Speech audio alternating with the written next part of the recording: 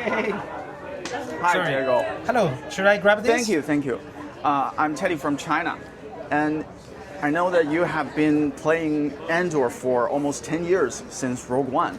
More than 10 years, Yeah, because more than 10 years. the film came out in 2016, Yeah. but I started working on the film at the end of 2014. So, is there any personal experience that helped you to connect with Andor's rebellious spirit? I think so. I think it's theater, you know. Theater is also about community. Theater is about family. Theater is about belonging, you know. And those things are what actually move Cassian, you know. He understands change because he understands community. It takes him time to get there, you know. But the love for his community is what's behind the big sacrifice he makes. Thank you very much. Thank you. In the first season, we actually saw Andor's growth from a rather immature and compulsive thief into a more, courageous man.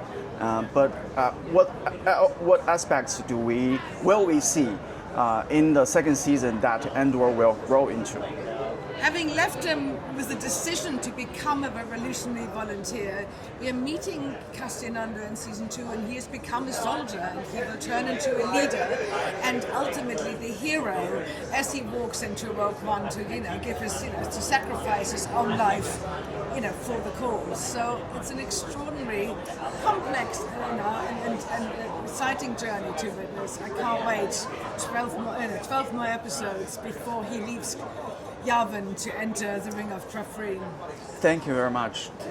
Hi, Alan. I'm Teddy from China. We're a Disney fan community, and I just want to say I love your voice works for the Disney animation.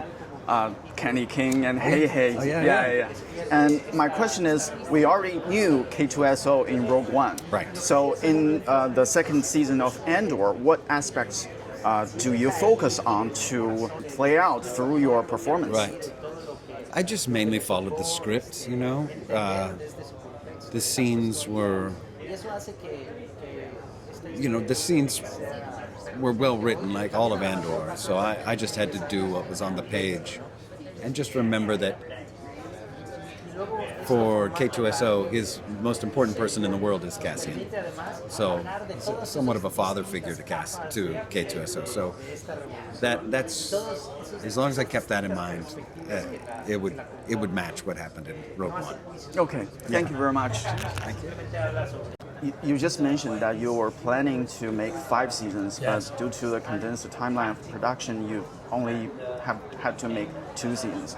But if you have unlimited time and resources, what additional aspects of Cassian Andor would you like to explore? I'm not really sure that the show would be any better. I think that the show is vastly improved by what we found. I'm not leaving anything behind. I mean, I can think of scenes that would be fun to do. I'd love to see Edie go to the gallery. I'd love to see, there's different things I'd love to see, but I never felt lacking. I was really excited when we came upon this solve, because we had agreed to do 5, but we didn't know what we were talking about, and Disney really didn't know what they were asking for. Once we got into it, I mean, you know the scale of the show, the size of the show. It would be impossible to make. It would take 15 years to make another 5 years. And he looks okay now, but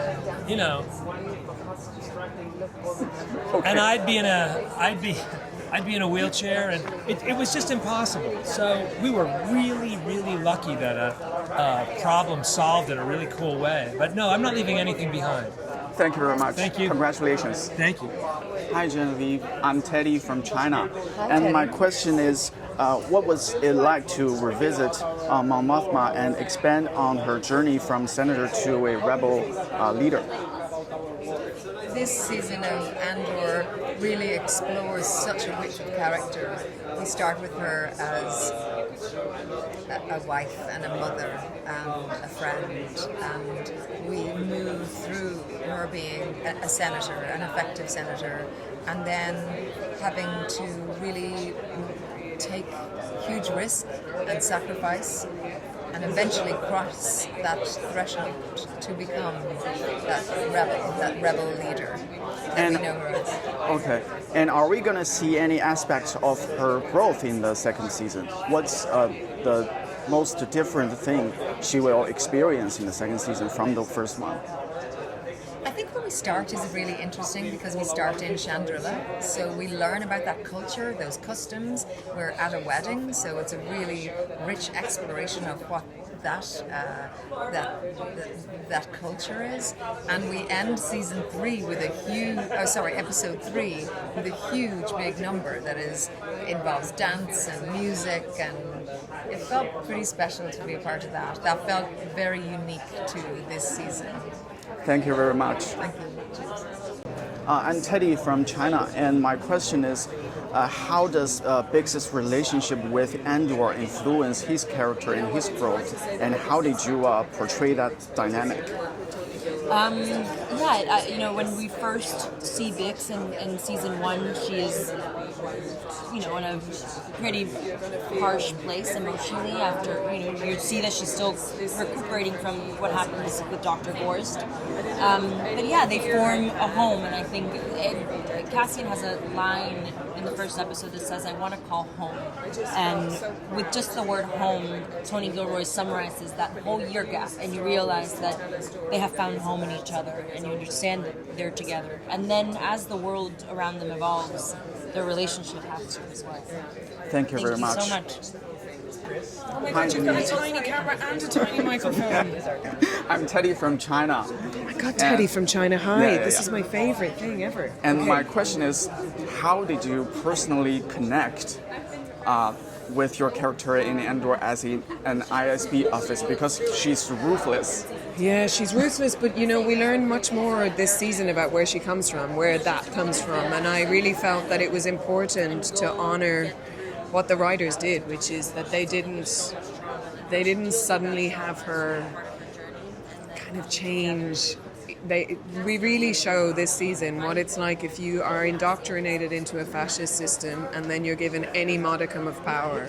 That can make you incredibly dangerous. If you refuse to see outside the system, if you refuse to sit and break bread with the other, if you refuse to empathize, that way madness lies. Poor Dedra, she can't be vulnerable, she can't love, she can't do any of these things because she never learned about that, So, don't put children into fascist kinderblocks. Yes. Because bad things happen.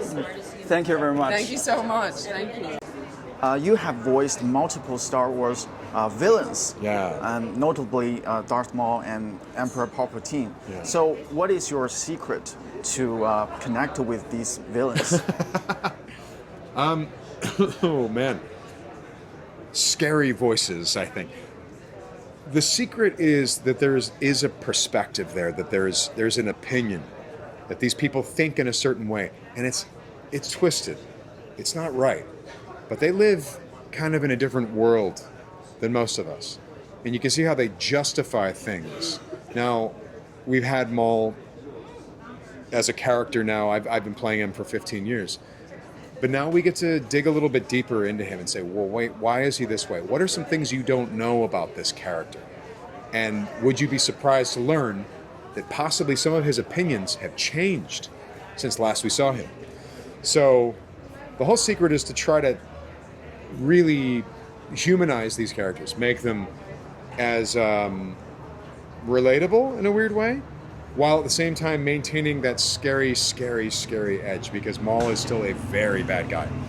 And my second question is, I'm from China, and there are many Chinese youths who want to learn more about Star Wars.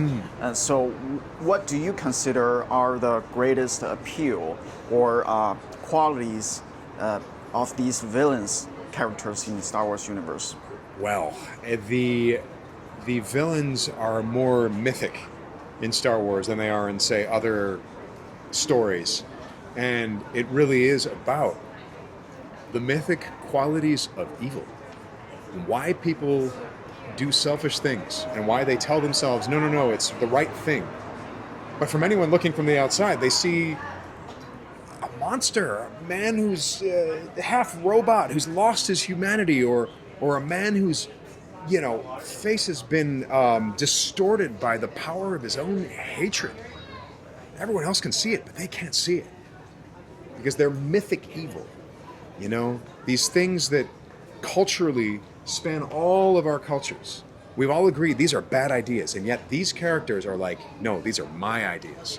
It's a scary thing, but it gives us something as viewers to oppose. It gives us something to point at and say, oh, I don't want to become like that. Thank you very much. Hi, Rosario. Hi. I'm Teddy from China. Oh, this is so cool. Nice to meet you. Nice to meet you. I still remember fans campaigning for you to appear in Star Wars as Ahsoka, which was a truly magical story. Yeah. So my question is, in what ways do you hope your portrayal as Ahsoka inspire both loyal Star Wars fans and new audiences, especially in representing a strong female character? Yeah. I have to say it was one of those really cool things when we were filming. And you don't necessarily fully think about it when you're watching the Clone Wars and then watching Rebels. But there are so many incredible female characters in our show. And then you have a new one with Shin Hati, and you have Morgan Elspeth, and just these characters that are just so strong and really represent to me what I loved about Princess Leia. Just really complex people who can just operate on so many different levels. And the fact that we all get to play with each other on this show and do it again is really exciting. I love seeing the folks who are cosplaying these characters and seeing what it means to them. I had a friend of mine whose daughter doesn't like watching a lot of TV shows because she gets really annoyed that there aren't a lot of female characters. And he said she came into the room when he was in the middle of watching the show, and she just stood there in front of the television and for a while, and he said, do you want to sit down and watch it? And she was like, yeah. And she kind of just sat down and then insisted that she had to watch it from the beginning. It was it's bedtime, and she was like, I'll brush my teeth, but I really need to watch it. And she's 10 years old. And and he when he told me this story, I started crying, and he goes, I started crying. He goes, she makes us turn off the television half the time because she hates how there's so little representation. And he goes, that's just one story of one little girl in one household. Just imagine what this is doing around the world. And so it's just such a testament to George and Dave's vision and what they've created intergenerationally that has such an impact. And it's really beautiful to be a part of continuing this adventure with them. Thank you. Looking forward to the second season. Absolutely. Thank you. Ahsoka season 2 starts filming in a week, I believe, and I think I'm going to get to come back and do a little bit more with Anakin on season 2. Are you excited, or how do you prepare for that first week? Is it working out or reading the script? It's a lot of both. No, it's thrilling for me, and the people that I get to work with are just so great at what they do. Dave Filoni understands Star Wars in such a deep way. It just sort of gives you a lot of freedom to play, and I love Rosario. We've known each other since we were teenagers. So it's just a really great group of people, and I can't wait to go back and do more with them. Okay.